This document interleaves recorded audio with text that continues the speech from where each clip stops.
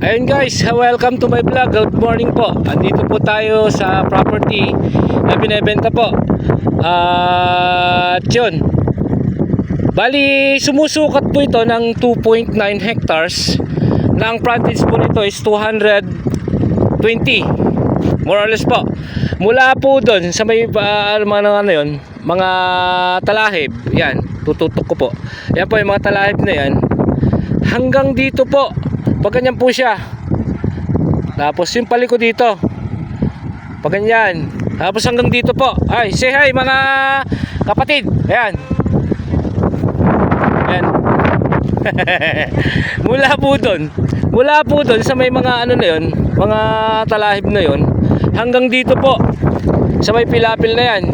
Pag ganun po siya hanggang doon sa ikatlong sinilong na yan. 1, 2, 3. Diretso po yun hanggang doon po.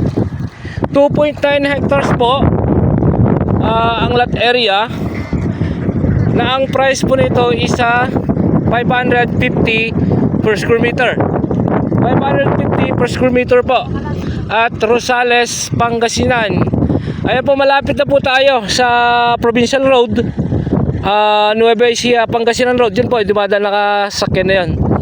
Going po ng Pangasinan ito, and then going po ng Kuya po ito. Ayan po yung bundok ng Kuya po. Ayan. Maganda po ito. Warehouse, any commercial, industrial. Yun, napakaganda. And then agricultural. Kasi bukid po ito. Maganda po yung property. At tutok po sa kalsada. Ito po mismo to. Frontage niya po ito. Ayan. Diretso pong ganyan. Tapos ganyan po. Hanggang doon po sa may talahib po na yan. Yun, ang ganda. Ayan. Yan po. Ulitin ko po, 2.9 hectares at Rosales, Pangasinan. Titled. Ilan ba kakausapin dito? Ilang tao? Tatlo po yung may-ari. Pwede rin po mag-cut ng 1 hectare dito. Pwede po mag-cut ng 1 hectare. Pwede po mag-cut ng 1 hectare. And then 2 hectare hanggang 2 hectares, 9,000 square meter, 1 hectare, or kukunin na po lahat. Malit lang naman po.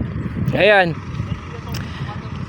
Bali tatlo po yung may-ari. TCT title, no extrajudicial.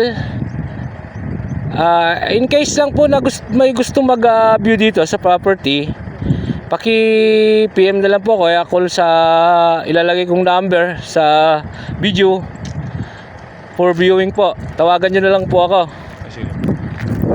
Ayun. At yun, salamat po. Until my next video, Mr. Excitement Mix Vlog. Maraming salamat po.